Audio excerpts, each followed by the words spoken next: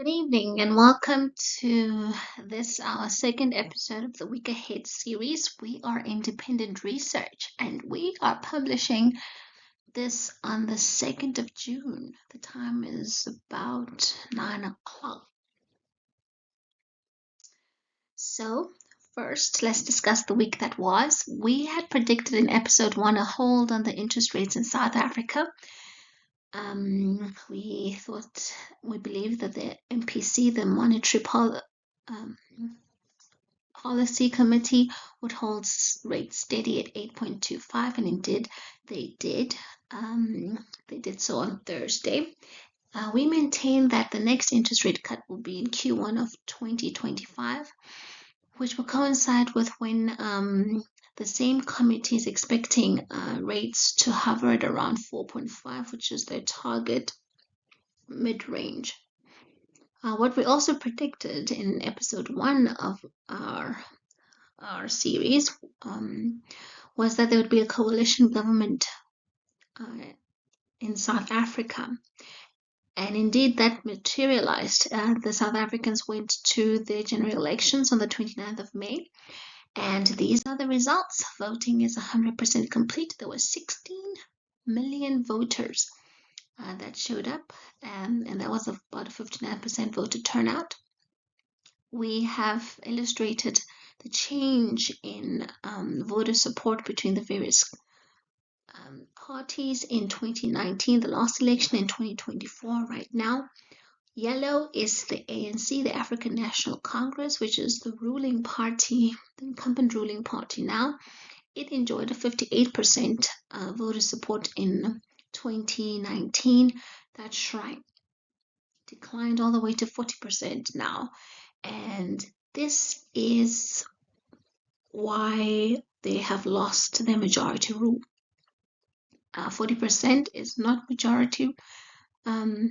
And because of this, the ANC has to go into coalition with one or more of the following parties. The DA, the Democratic Alliance, their voter support is marginally changed between 2019 and 2024. It hovers at around 22%. The new party formed by Jacob Zuma, an ex-president of South Africa, who led ANC before the current president, Cyril Ramaphosa, took over the reins.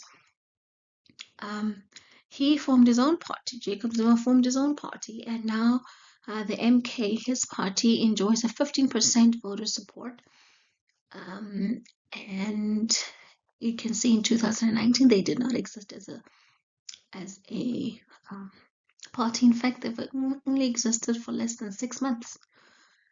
So Jacob Zuma is proving himself to be a formidable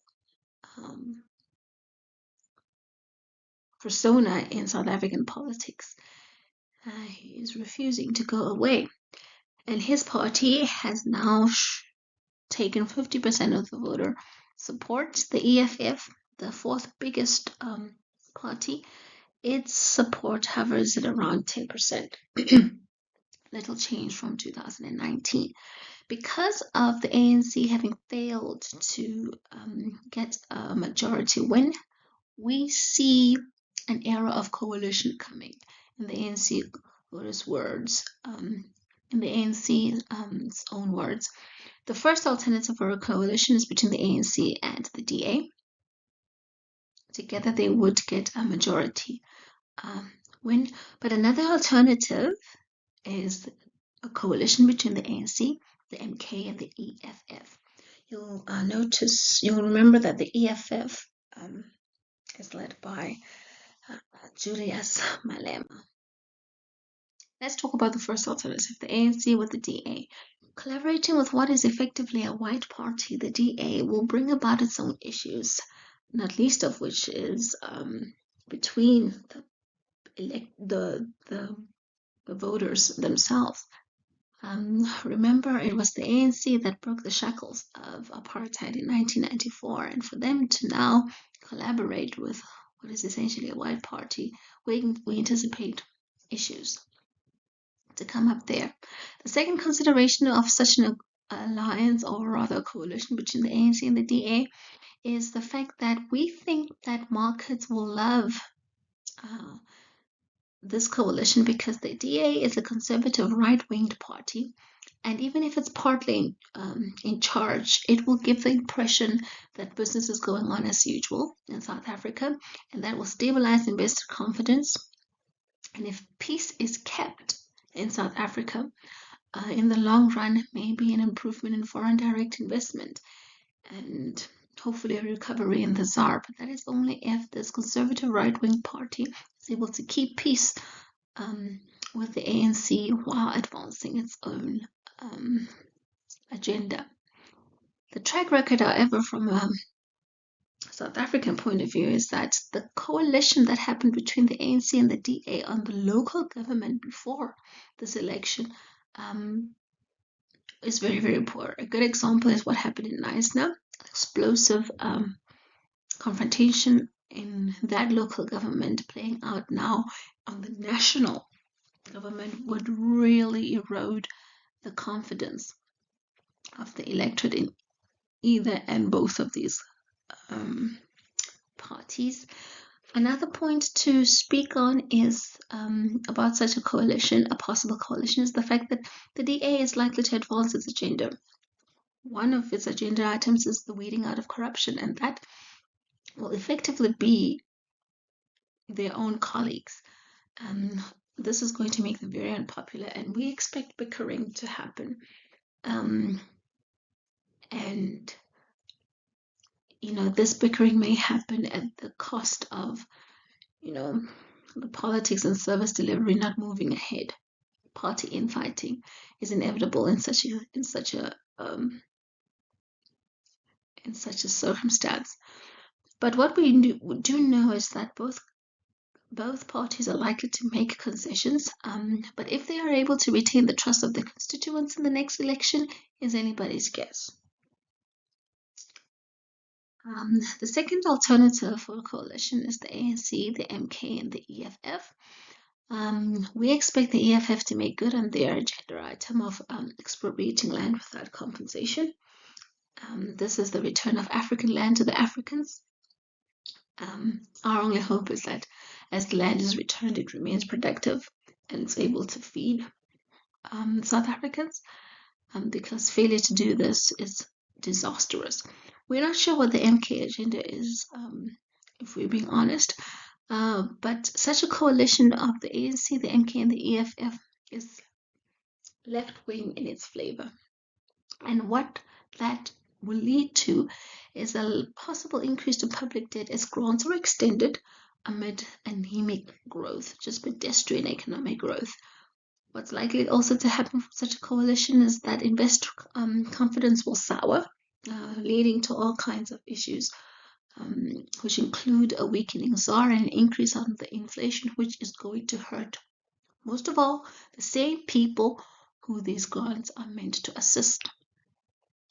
Another outcome of such a left-wing coalition is that given the very bold promises of the agenda items on, say for instance, the EFFs, if they prove unable in this coalition to deliver on at least some of those agenda items, it will erode investor confidence and,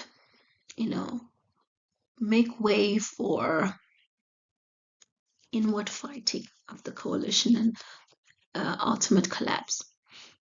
But what is important is that we realize that such a coalition between the ANC, the MK, and the EFF is effectively the old ANC before 2019. But this time, it has bolder promises because the EFF has proven that it can, by itself, enjoy support, and the MK has proved that by itself, it can enjoy support. So both parties will be keen to show their constituencies that they are able to deliver on some of those promises.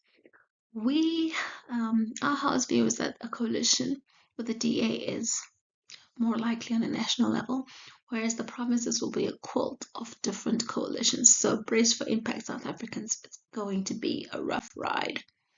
The week ahead, We expect the coalition government to be announced in the upcoming week. We also have economic data coming out. By the middle of the week, we expect a GDP reading to be announced. We're forecasting a 1.3% year-on-year growth. As you can see, it's just anemic, pedestrian economic growth. And it is this that I think has motivated the electorate of South Africa to want to change the politics of South Africa so that they can arrest this anemic growth in the middle of wealth inequality, rising poverty, unemployment, and just a hodgepodge of missed opportunities. The next data point being printed this week is motor vehicle sales.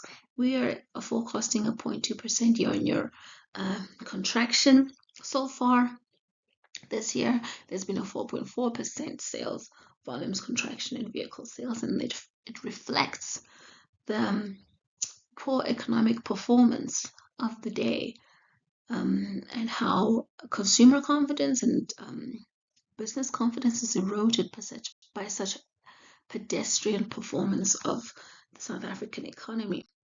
This is independent research. We invite you to